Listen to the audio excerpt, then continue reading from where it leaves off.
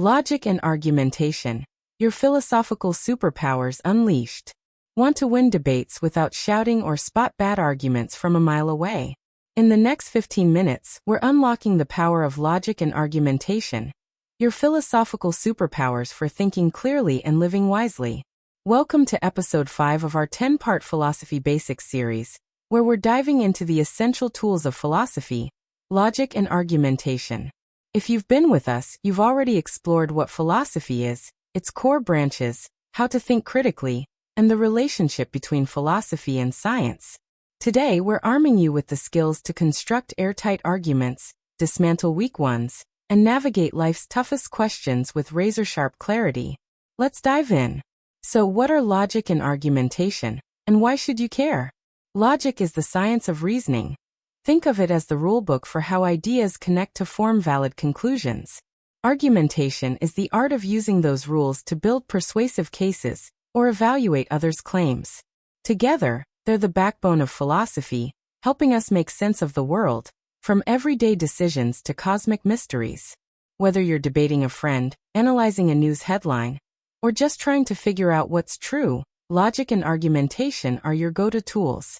They're not just for academics. They're for anyone who wants to think smarter, argue better, and avoid being fooled by shaky reasoning. Let's start with logic. At its core, logic is about structure. How premises lead to conclusions.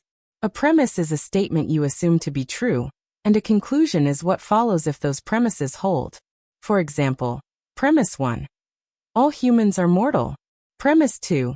Socrates is human. Conclusion. Socrates is mortal. This is a simple logical argument, and it's valid because the structure ensures that if the premises are true, the conclusion must be true. Validity is key in logic. It's about the form of the argument, not whether the premises are actually true. We'll get to truth later when we talk about soundness. Logic comes in two main flavors, deductive and inductive. Deductive logic aims for certainty. If the premises are true, the conclusion is guaranteed. The Socrates example is deductive, it's airtight. Inductive logic, on the other hand, deals with probability. For instance, premise 1. The sun has risen every day in recorded history. Conclusion. The sun will rise tomorrow. This isn't certain. Maybe the sun explodes tonight, but it's a strong inductive argument because the evidence makes the conclusion highly likely. Both types are crucial in philosophy and everyday life. Now let's talk about argumentation. An argument in philosophy isn't a yelling match. It's a structured case where premises support a conclusion. A good argument is clear, logical, and backed by evidence. A bad one falls apart under scrutiny, often because of logical fallacies, mistakes in reasoning that undermine the case. Learning to build strong arguments and spot weak ones is like gaining a mental superpower. It helps you persuade others, defend your views, and cut through the noise of bad information. Let's break down how to build a strong argument. First, you need clear premises. If your starting points are vague or unproven, your argument collapses. For example, saying, "Everyone knows X is bad," isn't a premise, it's an assumption. Instead, use specific, verifiable statements like, "Studies show X causes Y." Second, your premises must logically lead to your conclusion. This is where logic comes in. Your argument's structure has to hold up. Third, your premises should be true, or at least well supported. This is what makes an argument sound, not just valid. A sound argument is both logically tight and factually correct. Here's an example of a strong argument. Premise 1. Regular exercise improves mental health, according to multiple peer-reviewed studies. Premise 2. Yoga is a form of regular exercise. Conclusion. Yoga improves mental health. This argument is valid, the structure works, and sound, because the premises are backed by evidence. Compare that to a weak argument. Premise 1. Some people say yoga is good for you. Premise 2. I like yoga. Conclusion. Yoga is the best exercise. This is vague, lacks evidence, and doesn't logically connect. Spotting the difference is key to thinking like a philosopher. Now let's talk about logical fallacies, because they're everywhere, in ads, politics, even casual conversations. A fallacy is a flaw in reasoning that makes an argument invalid or unconvincing. One common fallacy is the ad hominem attack, where you criticize the person instead of their argument. For example, if someone says, "We should reduce carbon emissions," and you reply, "You fly private jets, so you're a hypocrite," that's an ad hominem. It doesn't address the emissions argument, it just attacks the speaker. Philosophers avoid this because it's irrelevant to the truth. Another fallacy is the strawman, where you misrepresent someone's position to make it easier to attack. Imagine someone says, "We need stricter gun laws to reduce violence." A strawman response is, "So you want to ban all guns and leave people defenseless?" That's not what they said. It's a distorted version of their view. Then there's the slippery slope fallacy, which claims one action will lead to a chain of disasters without evidence. For example, if we allow same-sex marriage, soon people will marry their pets. This leaps from one step to an extreme without justifying the connection. Recognizing fallacies helps you call out bad reasoning and strengthen your own arguments. Let's apply this to a real-world scenario. Suppose you're debating whether social media is harmful to teenagers. Your friend argues, Premise 1. Social media causes anxiety in some teens, based on studies. Premise 2. Teens spend a lot of time on social media. Conclusion.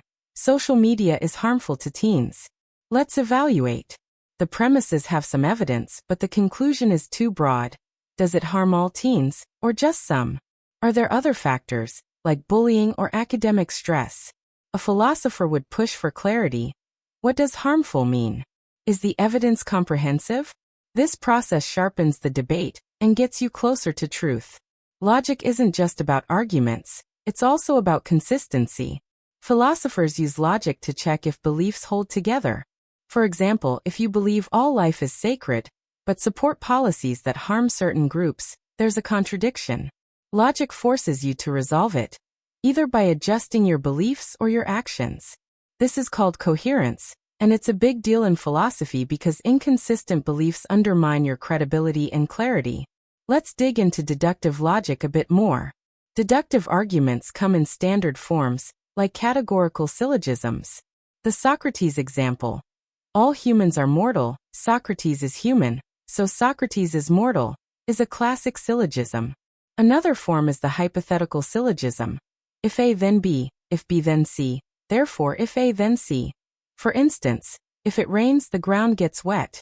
If the ground is wet, the crops grow. Therefore if it rains the crops grow. These forms are like building blocks for reasoning, ensuring your conclusions follow logically. Inductive logic, meanwhile, is messier but just as important. It's about generalizing from specific observations. For example, you notice that every swan you've seen is white, so you conclude all swans are white. This is inductive because it's based on limited data, and new evidence, like a black swan, could disprove it. Philosophers like David Hume pointed out that induction relies on the assumption that the future resembles the past, which we can't prove. Yet we use it all the time, from predicting whether to trusting scientific laws. Understanding its limits makes you a more cautious thinker. Let's talk about thought experiments, a favorite philosophical tool tied to logic. A thought experiment is a hypothetical scenario that tests your reasoning.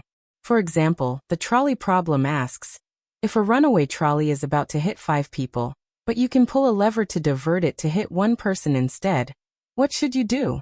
This isn't about finding a right answer, it's about exploring ethical principles through logical reasoning. Do you prioritize numbers, 5 lives over 1, or intention, actively causing harm versus letting it happen? Thought experiments like this sharpen your ability to apply logic to complex issues. Argumentation isn't just about logic, it's also about persuasion. Philosophers aim to convince others by presenting clear, compelling cases. This involves not just sound reasoning but also understanding your audience.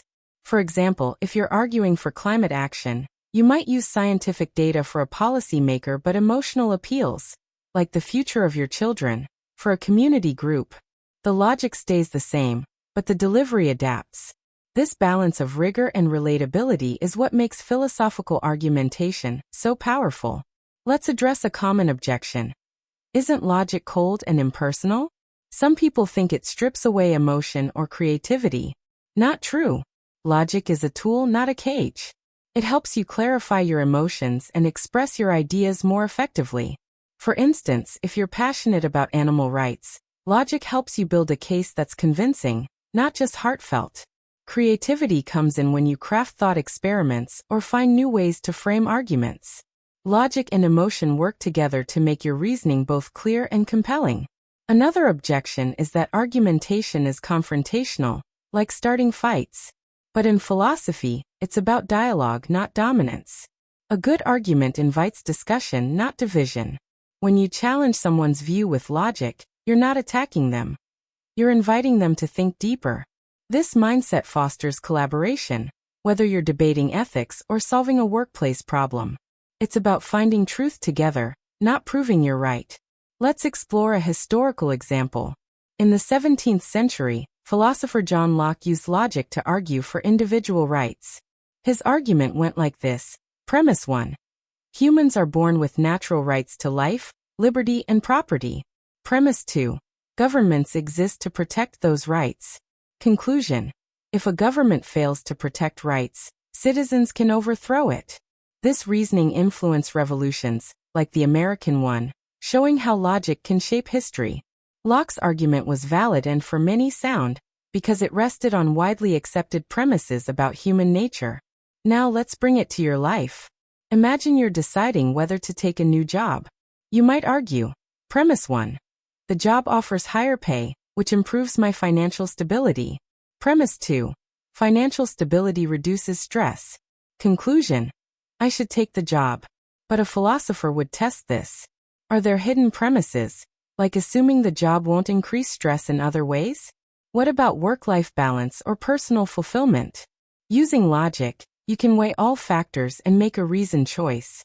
Logic and argumentation also help you navigate misinformation. In today's world, you're bombarded with claims, this product fixes everything, or this policy will save us. A logical mindset asks, what's the evidence? Is the reasoning valid? Are there fallacies, like appeals to fear or false dilemmas? For example, a politician might say, either we act now, or the economy collapses. That's a false dilemma. There might be other options. Spotting this saves you from being swayed by manipulative rhetoric. Let's practice with a quick exercise. Suppose someone argues, Premise 1. Video games cause violence based on some studies. Premise 2. Kids play video games. Conclusion. Kids playing video games will become violent. Break it down. Is the first premise true? Some studies suggest a link, but others don't. Is the conclusion too broad? What about other factors, like parenting or environment? A logical analysis reveals the argument's weaknesses, helping you respond thoughtfully. Another practical tip. Use logic to clarify your values. Say you value fairness but face a dilemma where helping one person disadvantages another. Logical reasoning, defining fairness, weighing outcomes, checking for consistency, helps you align your actions with your principles. This is philosophy in action, turning abstract ideas into real-world decisions. Let's zoom out to the bigger picture. Logic and argumentation are more than tools, they're a mindset. They teach you to question boldly, reason rigorously, and communicate clearly. In philosophy, they're used to tackle questions from ethics to metaphysics, but they're just as vital in everyday life. They help you solve problems, build stronger relationships, and stand up for what you believe in without resorting to anger or confusion. Here's a challenge for you. Next time you hear an argument, on social media, at work, or with friends, break it down logically. Identify the premises, check the conclusion, and spot any fallacies. Write it down and see how it changes your perspective. This small habit can transform how you think and interact with the world. As we wrap up, think about this. Philosophy isn't just about pondering life's mysteries. It's about equipping you to face them with confidence. Logic and argumentation are your philosophical superpowers, helping you cut through noise, find truth, and live more intentionally. In our next episode, we'll explore the history of philosophy, meeting the thinkers who shaped these tools and ideas. If you're excited to keep going, hit that like button, subscribe, and ring the bell. Drop a comment with one argument you've heard recently that you'd like to analyze logically. Thanks for joining me, and I'll see you in episode 6.